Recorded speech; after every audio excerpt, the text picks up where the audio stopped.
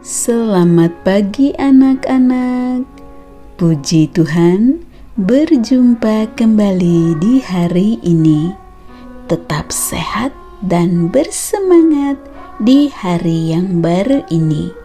Sebelum memulai aktivitas hari ini, mari kita mengikuti renungan firman Tuhan pada pagi hari ini yang diambil dari buku Yesus adalah teman terbaik dan setia yang ditulis oleh Pendeta Marolop Segala.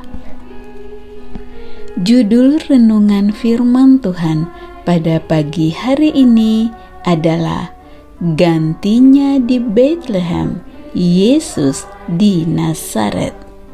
Sebelum kita lanjutkan, mari kita awali dengan doa. Terima kasih Tuhan Yesus untuk hari yang baru ini. Sekarang kami siap untuk mendengar firman-Mu. Kiranya Roh Kudus-Mu hadir bersama kami. Terima kasih Tuhan Yesus. Amin. Ayat renungan kita pada pagi hari ini diambil dari kitab Matius pasal 2 ayat 23. Setibanya di sana, ia pun tinggal di sebuah kota yang bernama Nazaret. Hal itu terjadi supaya genaplah firman yang disampaikan oleh nabi-nabi bahwa ia akan disebut orang Nazaret. Yesus lahir di Bethlehem, di kota Daud. Yesus juga adalah disebut anak Daud dan tunas adil bagi Daud untuk penerus kerajaan Daud. Seharusnya Yesus akan disebut orang Bethlehem karena dia lahir di sana. Ternyata Yesus tidak disebut orang Bethlehem. Yesus lahir di Bethlehem karena hal itu sudah dinubuatkan oleh Nabi Mika dalam Mika pasal 5 ayat 1. Nubuatan itu digenapi dan Yesus lahir di Bethlehem. Sesungguhnya Yesus sudah di dalam kandungan ibunya Maria ketika Maria dan Yusuf suaminya masih tinggal di Nazaret. Yesus ternyata lahir di Bethlehem adalah karena Yusuf harus pergi bersama Maria yang sedang mengandung bayi Yesus ke kota bapa leluhurnya Daud. Tujuannya adalah memenuhi perintah Kaisar Agustus untuk mendaftarkan diri di kota asal leluhur masing-masing. Lukas 2 ayat 1 hingga ayat 4.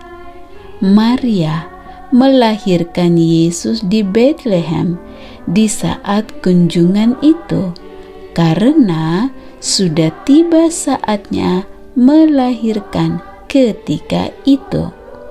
Yesus disebut orang Nazaret adalah kegenapan nubuatan oleh nabi-nabi sebelumnya.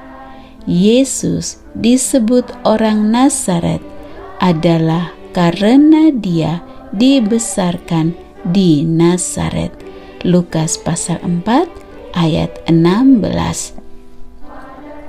Dia lahir di Bethlehem tetapi dibesarkan di Nazaret. Setiap peristiwa yang terkait dengan Yesus terjadi dari waktu ke waktu adalah merupakan kegenapan nubuatan dari Tuhan melalui nabi-nabinya. Itu membuktikan bahwa Yesus adalah sesungguhnya Mesias yang dijanjikan. Setelah bayi Yesus dan ibunya Maria dibawa lari oleh Yusuf ke Mesir dan tinggal di Mesir selama Herodes masih hidup dan penguasa di Yerusalem mewakili kerajaan Romawi. Ketika Herodes sudah mati, malaikat Tuhan memerintahkan Yusuf untuk membawa Yesus dan ibunya meninggalkan Mesir dan pulang ke tanah Israel. Matius 2 ayat 20.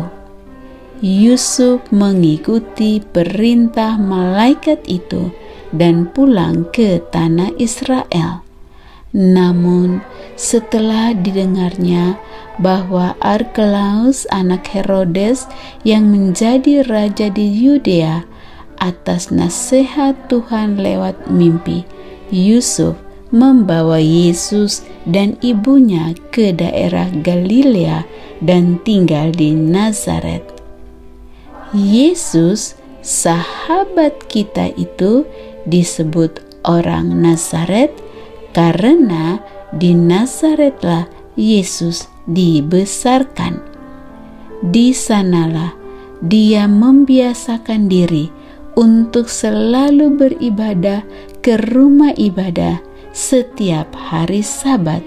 Lukas 4 ayat 16.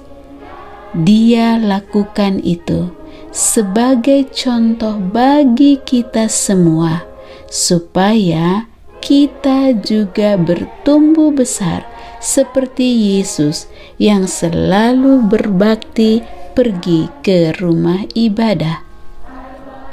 Di rumah ibadah, dia membaca Alkitab, firman Tuhan. Anak-anak yang dikasihi Tuhan, begitulah kita seharusnya, karena kita adalah sahabat Yesus. Demikianlah renungan firman Tuhan pada pagi hari ini. Kiranya Tuhan Yesus menolong kita untuk menjadi sahabat terbaik baginya pada sepanjang hari ini, dan kiranya Tuhan Yesus memberkati dan melindungi anak-anak sekalian pada sepanjang hari ini. Amin.